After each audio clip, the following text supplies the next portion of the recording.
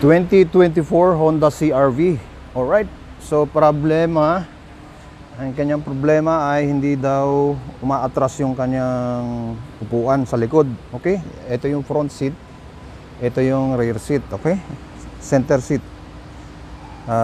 Yung sa gitna kasi meron pa yan sa likod eh. Pampituhan to eh.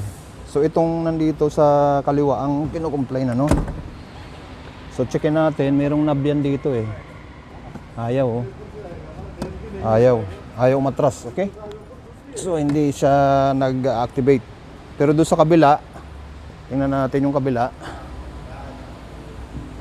Alright, yung knob natin dito, ito yung sa kanan, ano? Gumagalaw. Ayun oh.